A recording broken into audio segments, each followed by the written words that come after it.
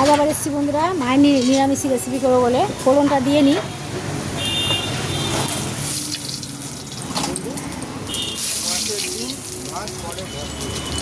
এবার জিরে বাটা, আদা বাটা, কাঁচা লঙ্কা সব বেটে নিয়েছি, দিয়ে দিলাম।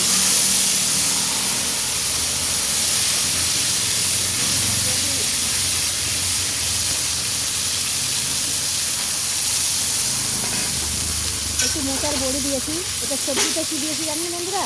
দেখাইনি, লং ভিডিও হওয়ার জন্য, শর্টকাটে হওয়ার জন্য করেছি।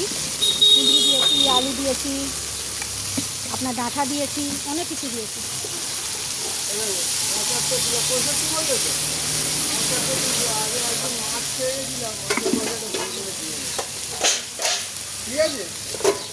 এবার হলুদ দিয়ে দিলাম পরিমাণ মতন।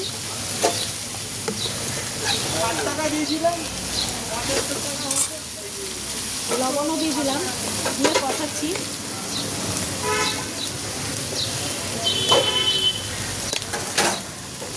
এটাও গরমের মধ্যে লাইট ঝোল খেতে ভালো হবে। আমি পরিমাণ মতন অনেকটা বানাচ্ছি, ওই জন্য মশলাটাও অনেকটাই দিয়েছি।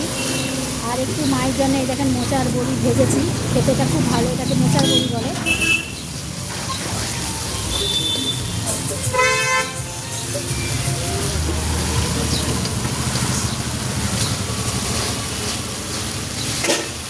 বেশি লং করে লাভ নেই।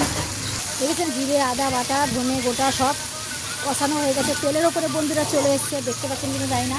এবার এই দেখেন সেদ্ধ করে জলটা ফেলে দিলাম, কেন পুঁই ডাঁটা তো, পুঁই ডাঁটাতে যে অম্বল গ্যাস হয়, সেদ্ধ করে জল ফেলে দিলে আমার না বলে গ্যাস অম্বল হয় না। সরি, আমার মা বললো যে তুই সেদ্ধ করে জলটা ফেলে দে, তাহলে কিন্তু অম্বল গ্যাস হবে না, আর খেতেও ভালো লাগবে বন্ধুরা। এটা হাফটা আমাদের রাখবো মামের, আর হাফটা আমি রুই মাছের ঝোল করে দেবো জিরে বাটা দিয়ে।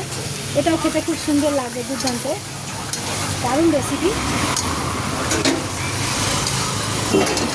জিরে বাটার ঝোল কিন্তু খেতে দুর্দান্ত লাগবে।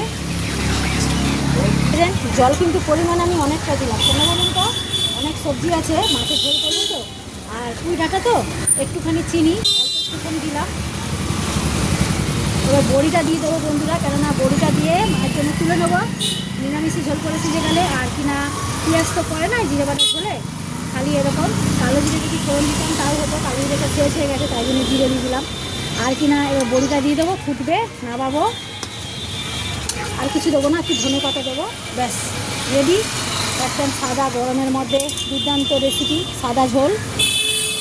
দেখেছেন বন্ধুরা, হয়ে গেছে। মায়ের এবার ঢেলে ট্রের মধ্যে মাছ দিয়ে দিচ্ছি, হয়ে যাবে। মাছ ফোটাতে হবে না, মাছ ভাজা আছে গরম ঝোলের মধ্যে। এই বলে আজকের মতন এইটুকুনি ঝোল, সাদা ঝোল গরমের মধ্যে খেয়ে দেখুন, দুর্দান্ত।